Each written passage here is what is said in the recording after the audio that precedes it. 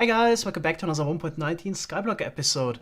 So our goal for today is to continue with the bartering setup, also to finish it, and after that want to look into sand farming again with the corals. This time also with dispensers of course, and I think observers might also be useful, which we can finally get once we got the bartering set up so we can get quartz. But what I also want to continue is try and get the wanted traders to get those last 3 trades we need for the advancement. And just in general, just get all the items. We're still missing sunflowers, melon seeds, and the brain coral block.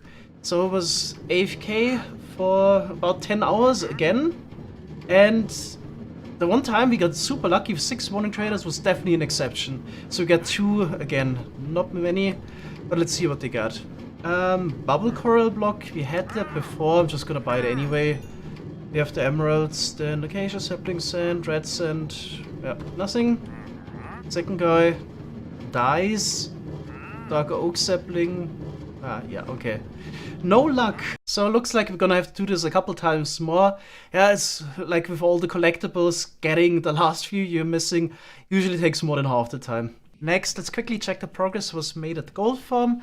So I already crafted a lot of nuggets into blocks. We got 5.5 stacks, and there's still a lot of nuggets left over here in the chest. So yeah, almost all of them are filled. I have to craft again. So in total we have 12 stacks of gold blocks now, definitely enough to get started with the bartering. There's a couple of things I'm unsure about the bartering though when it comes to the numbers. Like I know that we can give 1 gold ingot to a piglin every 6 seconds, so like 600 ingots per hour. But how many items in total do we get out of this? So that's gonna be important because I still can't like overdo the hopper collection system. So we would just collect like maybe 4 or 5 piglins and all put them in 1 hopper and then yeah, have a clock and just dispense the gold ingots. But I definitely need to know how much we're getting there in terms of bartered items. Okay, let's see how many items we're getting. So we got 5 piglins in there and I'm dispensing a gold ingot every 24 ticks. Okay, and of course I can use tick warp to see how it plays out in the end. So we're getting about 15,000 items per hour. So that's something we can still keep up with just with a normal hopper setup. So just arrange the hoppers like this so we can fill the chest with 2 hoppers at the same time. Okay, so that's fine, but I actually noticed an issue. The piglins weren't able to keep up with picking up the gold ingots, so I got 15 gold ingots left somehow. My math was definitely not wrong. So the piglins would barter every 6 seconds, so this is every 120 ticks. Got 5 of those in there, so yeah, just dispensing 1 every 24 ticks should be okay. But apparently it isn't. I'm not sure why. Maybe it's actually because of a modded feature. You can see here they're actually holding gilded blackstone in one of their hands.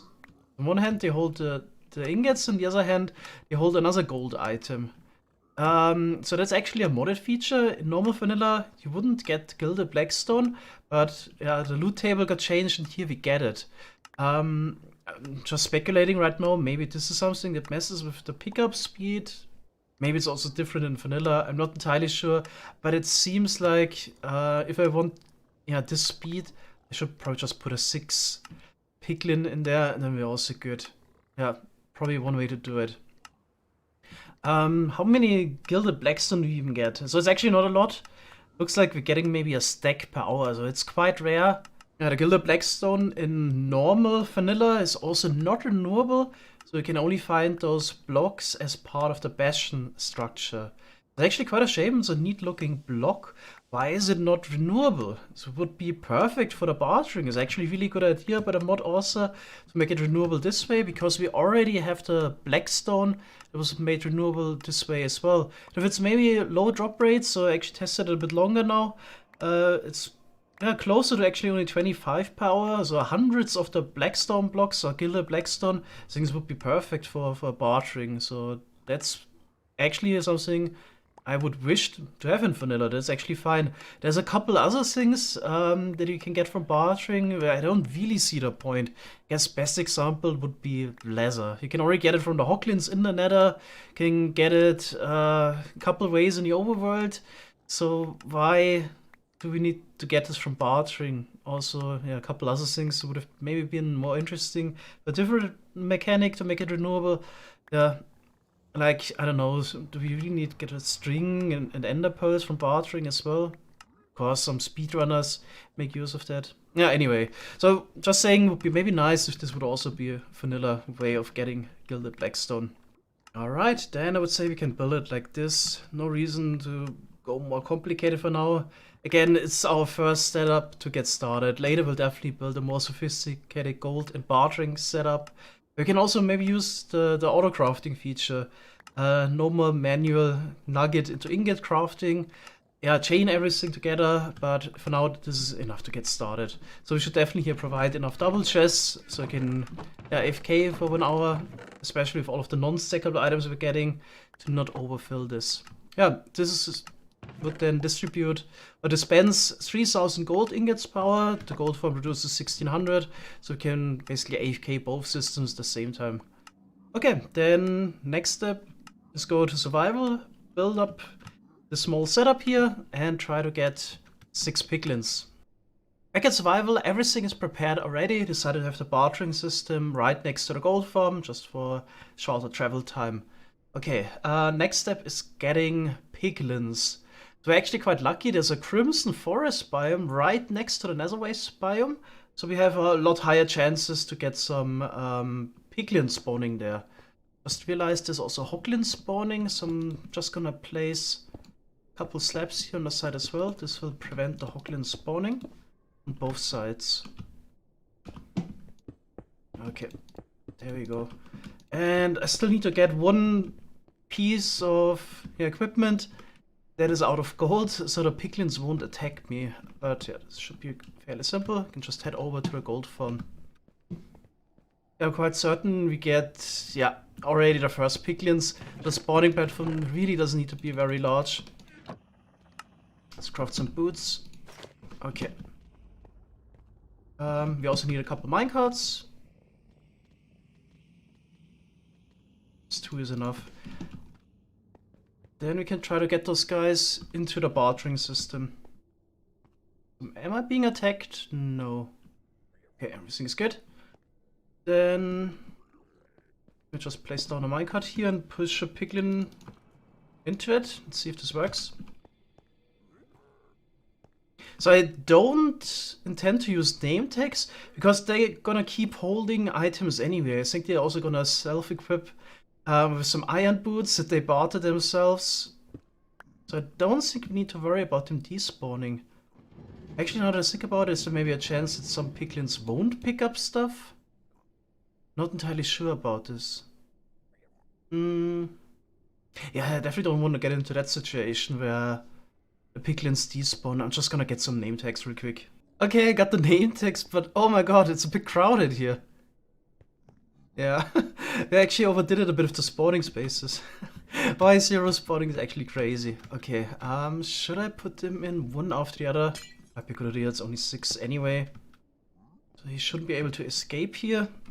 Just gotta be careful to not damage him. Should be fine. There we go. Name tagged. And then push him into the hole. First one.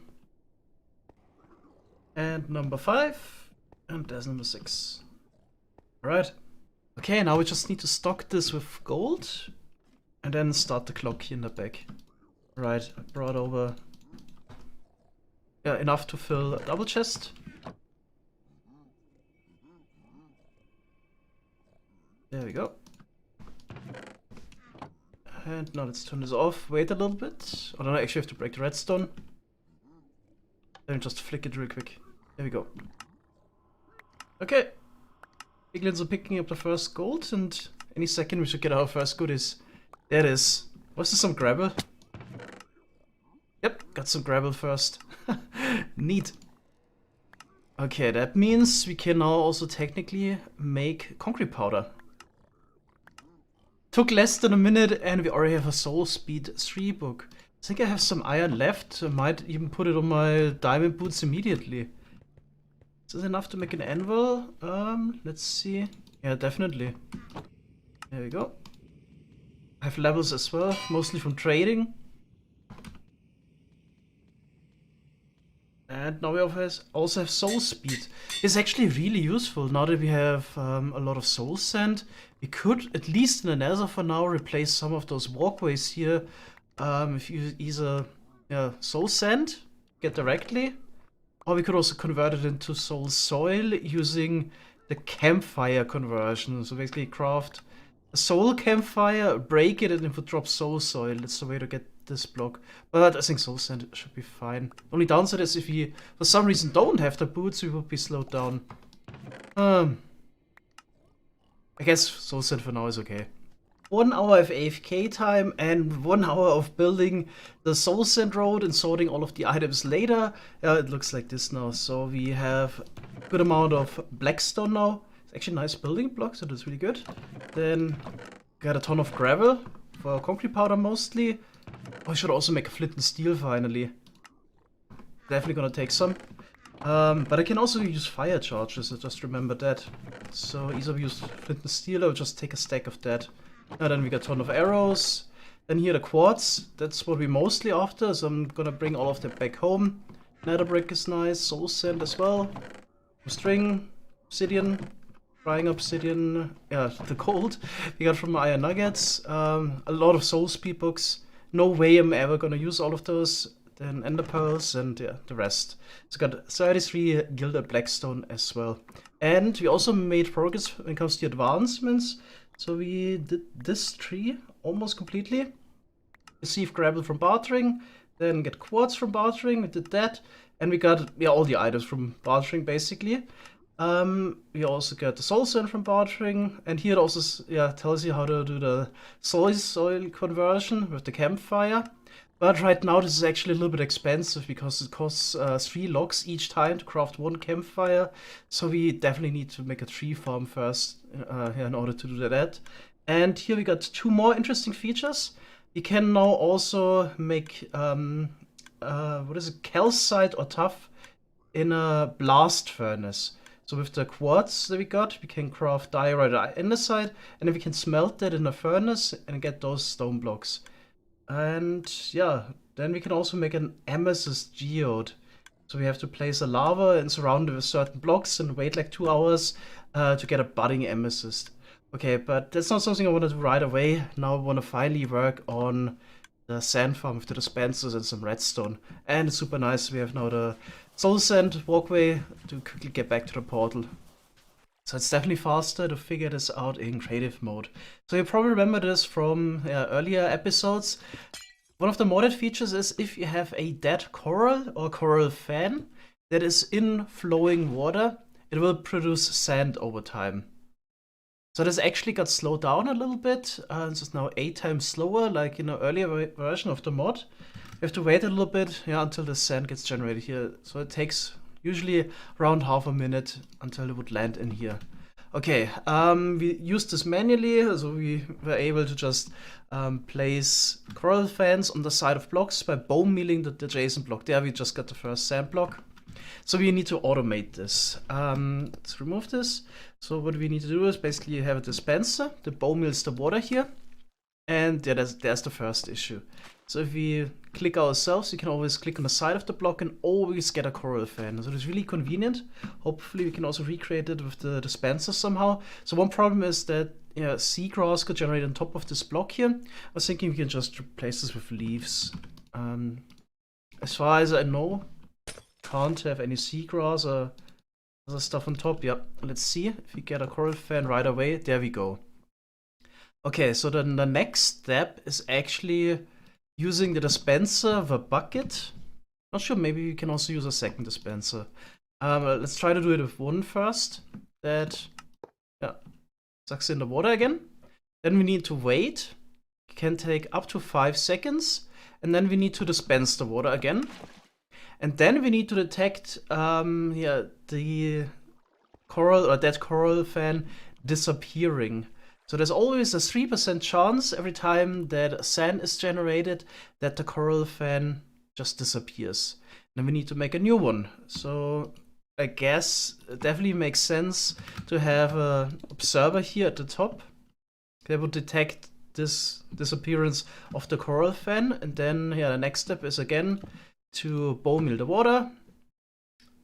put in bone meal again. It's probably actually easier if we use 2 dispensers, so we don't need to swap all the time, although that might also be possible. Oh no, it generated here on the side, but that should be also fine. Then get the water again, wait. Maybe we can also detect this step, and then just trigger yeah, the dispenser again. Once it's a dead coral. Oh, why is it taking so long? Looked like it took longer than 5 seconds. And then we need to dispense the water again. Right, so let's try to automate this. I'm definitely thinking a second dispenser here on the side just for the water bucket might make this simpler. I have a design now that looked really promising, almost too good to be true. Unfortunately, there's actually an issue with it. So we got the observer here and the coral fan right in front. So as soon as the coral fan would disappear, we trigger this piston, pulls in the observer, and then we power this block here. Because of the update order, the bone meal dispenser will trigger first. And then, the same tick still, but a little bit later. Hey, it just happened. The water is also sucked in. Okay, then the observer triggered the piston again.